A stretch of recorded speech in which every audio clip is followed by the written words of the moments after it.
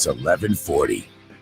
Well, and all guests come to you from the Folsom Lake Honda Hotline. Folsom Lake Honda, your one-stop Honda shop. Jason Ross here. Carmichael Dave off today. Hopefully he's back with us tomorrow. Tonight, it's the Kings and the Memphis Grizzlies, second matchup of the year between the two teams. And let's bring in our guy, our friend, Eric Hasseltine, the voice of the Memphis Grizzlies, joining us right now. Eric, how are you?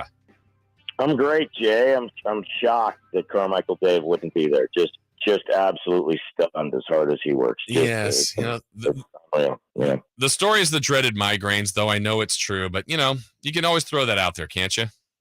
Yeah, you can. My story is that his wife is still more fond of me than she is of him, so he doesn't want to put it in play. Though it's a compliment to you, I don't think it's a low bar, Eric. You don't have a lot of competition there, right? No. I tease him all the time.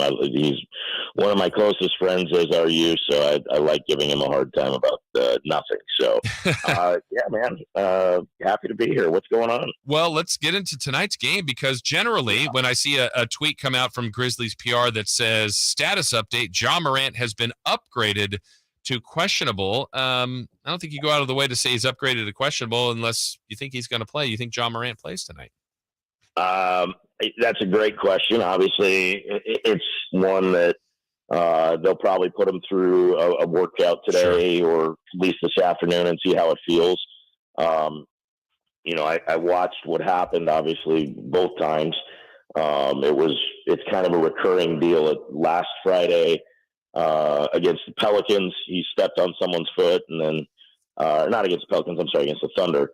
And then the Friday before that, against the Timberwolves, he stepped on somebody's foot, same foot. So, same ankle. And there's soreness there. There's no doubt about it. But this kid is a guy that's not going to just take a night off because of a sore ankle. That's just who he is. He's tough. He wants to play as often as he possibly can. And, we've got medical people that think long-term more than short-term. And Ja likes to think in the moment. So, I would say there's probably a good chance if they've upgraded that he's going to try to play.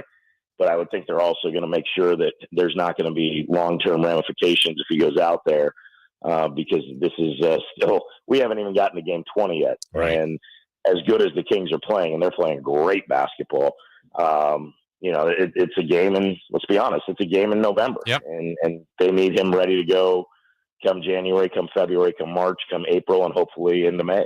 Yeah, and obviously this team showed last year. I think that's one of the best signs for you guys as a team. When Ja went out last year, you guys were playing well, and I thought, oh, man, that's too bad. But then you guys thrived, honestly, when he was out and then kept it going when he came back. But the combo, Eric, of him and Bane being out, how much is that for them to overcome? Too much. I mean, it's too much. It's nothing against the guys you have on the bench, but take your top two scorers off any team, and you're not going to do well. And, when you add in a third top scorer in the game against Brooklyn with Jaren Jackson Jr. out with injury management after he's come back from foot surgery, that was a lot to ask. And they fought, they hung in there. They were there for three quarters. But you saw in the end, Kevin Durant, Kyrie Irving and company, and a former Grizzly, Yuta Watanabe, buried them in the fourth quarter. And that's kind of been the trend. It was the same thing in Washington a couple of weeks ago when they were there and guys were hurt, guys were out. Dez and Ja were out, and Jaren was still out. There just wasn't enough, to go deep into the game and sustain what they were doing early game. And so it's, again, nothing against those guys, but the guys that are deeper in the bench are inexperienced. They're young. Jake LaRavia, David Roddy, Kennedy Chandler are three rookies that kind of stepped in and filled that void. They just don't have the same experience as those guys. And, you and I both know it's professional sports. Feelings don't get in the middle when you have to say what's true. The guys are starters for a reason. The guys are scoring 28, 25 points a game respectively for a reason. And that's just really, really hard to replace. That's not something you just go, okay, well, our second guy can do that same thing. If you have that, then you have something special. Now, we have something special in terms of Tyus Jones being able to step in and facilitate an offense and run the plays, and a guy that's capable of starting for just about any team in the league if, he's there or they don't have their starter. He's a starting point guard, but we happen to have him in a different role, and he plays, the amount of minutes that he plays because he's better than just a backup that's going to give you, 15 to 20 minutes a night. He's a better player than that, and they know that. That's why they kept him in the offseason. That's why they paid him what they paid him. But it's a ton to overcome. Ja's so dynamic, and you really miss Desmond's ability to spread the floor, open things up, knock down threes when you need them. And I can't tell you how many times in the last year and, plus these games where he's really broken out of being just a young player figuring out his way in this league, where he hits a big three to either extend a lead or cut into a lead and gives the team a boost. And it's not always just a three. He can score from anywhere, and he's your best foul shooter. So late in the game, if you need, you got a team in the penalty and you need to get points one way or the other, if he has the ball in his hands, if you don't foul him, he's got a chance to score. If you do foul him, it's almost an automatic too. In the game over almost a month ago in Sacramento, you guys won that one by double figures. Bane was amazing. Ja Morant, if I remember right, was under the weather and battled through. But the Kings didn't see Jaren Jackson Jr. You said he's now back. I know he had some injury management last game. How has he looked in his return? Well, the first game, it was exactly what you would expect. He was rusty. It was in New Orleans. He couldn't make a shot. He couldn't make a three. I think he was 3 for 14 in the game and 0 for 7 from 3. But he did block 5 shots. His movement was great.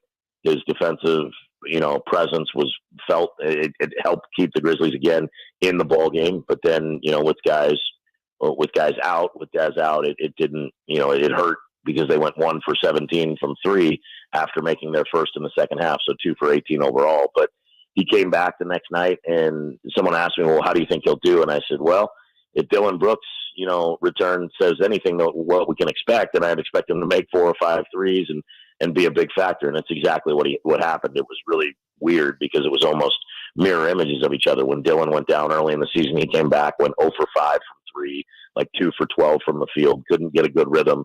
And then the next game, he has 16 points in the first quarter. Jaren did the same thing. When the Grizzlies came home from that New Orleans game and took on Oklahoma City, he buried his first 3, made his first 4 overall, actually, and then had, a season-high night and led the team in scoring. And on top of that, was really good at the rim when those Thunder guards were trying to get into the paint. It was what changed the complexion of it, because Shai Gilgeous-Alexander wasn't able to just get around the guy and have a clear run to the basket without one of the best shot blockers in the NBA waiting for him there. So his presence is really important to this team, not only with the shot blocking, but it gives the guys on the perimeter the confidence that they can be a little bit more aggressive. We saw a lot of straight line drives, a lot of guys helping out and overcommitting to help and giving up open looks on the perimeter. So you go back when he's not playing and you look at the numbers and you see, teams just lighting it up from the outside. You see his first game against New Orleans, when he's not in there, they're burying threes. Washington was burying threes. He comes back and he's in there for extended minutes against Oklahoma City. They're not as, prolific from the perimeter. He doesn't play in Brooklyn. Brooklyn lights it up from the perimeter because that presence gives guys the ability, when the ball's in somebody's hands beyond the 3-point line, to press up, to take away that shot and say, well, if you want to drive into the middle, go ahead. That big fella's waiting for you, and good luck getting the shot clean off. And if you do, more power to you. And so I think when you see him back on a full-time basis and not having to miss a ton of time or whatever it may be, and they've got to make sure his foot's okay, but he wants to play as much as anybody. You'll see this defense get better, because right now it's not as good as it can be, and he's a big reason why. So we assume Bane will be out. We don't know about Ja tonight. Is there someone that has to have? I mean, obviously you need everybody to perform better, Eric. But is it have to be a big scoring night for Brooks for you guys to really get going offensively? It doesn't have to be a big scoring night per se, but it would be if if he plays within the frame of the offense. When there's not other scoring options, Dylan's going to try to create, and he's not bad at it, but his strength to me is more being set up by, a dribble drive by Ja Morant, or he's really at his best when somebody drives, kicks, he gets it, and he's not having to create on his own. So you need an efficient night from Dylan. You need Dylan to be the guy that a couple of years ago when he scored 20 in a game, I think the Grizzlies were 25-2. And a lot of times he's scoring 20 in a game because it's efficient. He's not having to create his own opportunities. And look, if those guys are out, other coaches aren't stupid. They know who the next possible scoring threat is. And if you look at what Brooklyn did against him Defensively, he had it going early. When they were trying to cover him one-on-one, he was able to score. And, the Grizzlies were able to build a lead. They were able to stay with the Nets. But then as the game progressed, they threw double teams at him, triple teams at him. And they basically said, you're not going to be the guy that beats us. So if he's able to get into a rhythm like that, yeah, you need that, because this Kings team is scoring in bunches, as you've seen firsthand. I mean, it's been fun to watch. They're getting the ball up and down the floor. They've got a guard who, he might tell you he's faster than Ja Morant, and I wouldn't blame that confidence, because De'Aaron Fox may be faster. If he is, he may be the only guy in the league. He's certainly the only guy in the league that can run at the same rate from what I've seen. And, I love Sabonis.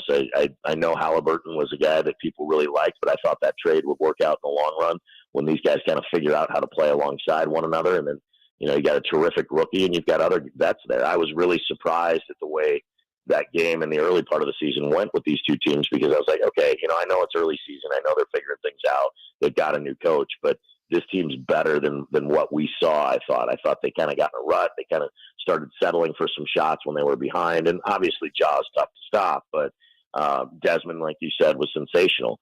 And now watching them, I'm like, boy, if you're coming to the game tonight, you think you're seeing that Kings team from a month ago, you're kidding yourself, because they're a different group right now, and they're playing terrific basketball. And I'm sure this is a great test for them in their locker room. I'm sure Mike Brown's going to say, hey, we have a 3-game road trip here tonight with a playoff team, in Atlanta with a potential playoff team, in Boston with the best team in the East right now. Let's show the rest of the NBA that this win streak is no joke, that we are this team, and that we are a team to be reckoned with in the Western Conference, and they're climbing up the standings because of it. So you better have Dylan Brooks on his A game. You better have Tyus Jones on his A game. You're going to need either a John Conchar night or a Santi Aldama night of scoring, and if Desmond's not going to be in there, and you need Jaren to be productive and efficient, and hopefully Ja's ankle holds up, and then I think we can see a terrific ball game. I'm really looking forward to, hopefully on January 1st, the Grizzlies being completely healthy, and then we'll really see what these two teams can do, because I look at this right now, the way they're playing, and I look at what the Grizzlies could be. This very well could be a first-round playoff matchup if the Kings stay on this path. And you and I have talked about this for years, how much fun that would be, at least for me, obviously being the ties there, and for, getting to see you guys. And it would be great for the city of Sacramento to get a team back into the postseason again after this hiatus, and have a team that's, fun to root for. It's never been lost on me, those days that we spent in Arco Arena when those teams were putting up huge numbers for the offenses that time, and the energy it created, and it made it so hard to go play there. And I think that you're on the verge of that again, if this team can continue to grow the way they are. That's a lot of fun right now, Eric. Have a great call tonight. Have a great Thanksgiving, and we look forward to seeing you soon. Jason, my best to you and yours and everybody there. Have a happy Thanksgiving. Always great to catch up with you, my friend. I will see you in January in the capital city of California. We look forward to it. That is the great Eric Hasseltine joining us. Yeah, Memphis has lost 3 of 4. Kings, since that loss to Memphis, has won 9 of their last 11. We will come back, wrap the show up, news and notes. That's next. The Carmichael Dave Show with